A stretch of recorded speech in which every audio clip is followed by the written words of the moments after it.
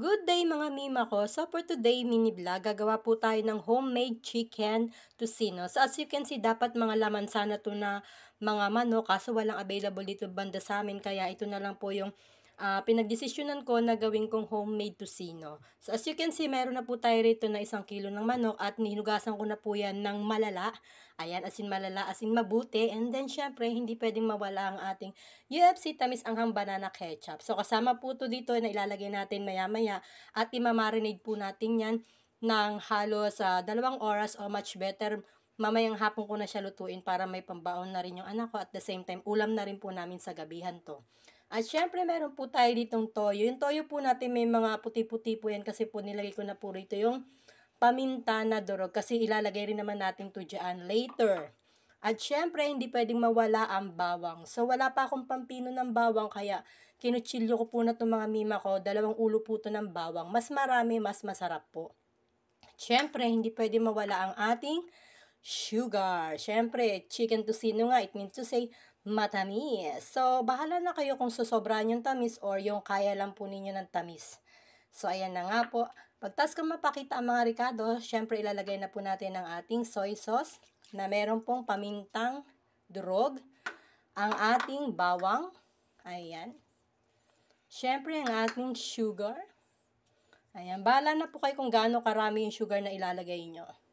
At syempre, yung ating UFC tamis anghang. Yan, ibubuhos ko na tong isang maliit na pack. Yan. Pagkatapos, atin na po siyang hahaluin ng mabuti. Yan.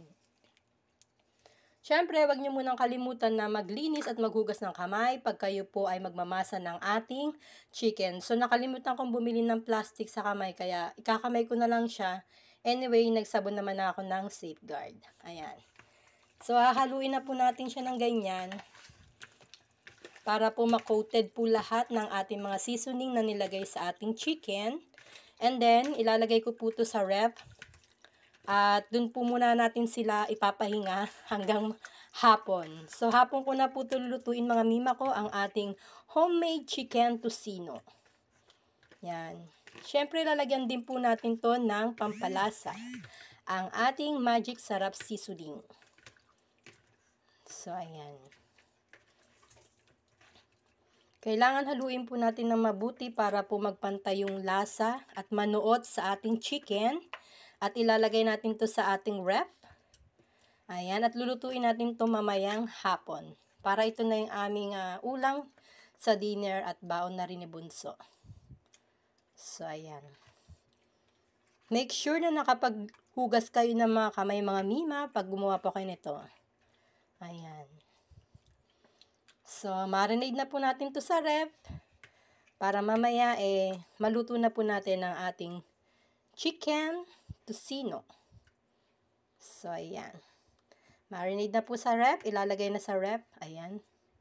Mas matagal na ka-marinade, mas masarap. Kasi manunuot po yung mga pampalasa natin dito kapag nababad po natin siya ng matagal. So, ayan. So, ito po ang aking homemade chicken tocino. At ayan na nga po. At nalagay na po natin lahat ng ating seasoning at pampalasa dito. So, ilalagay naman na po natin siya dito sa ating container para ilalagay natin siya sa ref. At mamayang gabi po natin ito lulutuin. Yan. Babad muna natin mga mima ko para mas masarap. Yan.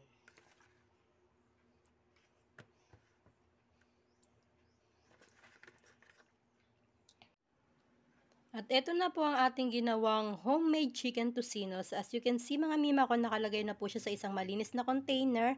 At ilalagay natin to sa ref. At iiwan natin sa ref na mga 1 hour to 2 hour. O ako kasi mamaya pa itong hapon namin lulutuin para ulam na rin namin ng gabihan. At syempre ready to fry na to mamaya hapon. So, thank you for watching mga mima ko. And please don't forget to follow me.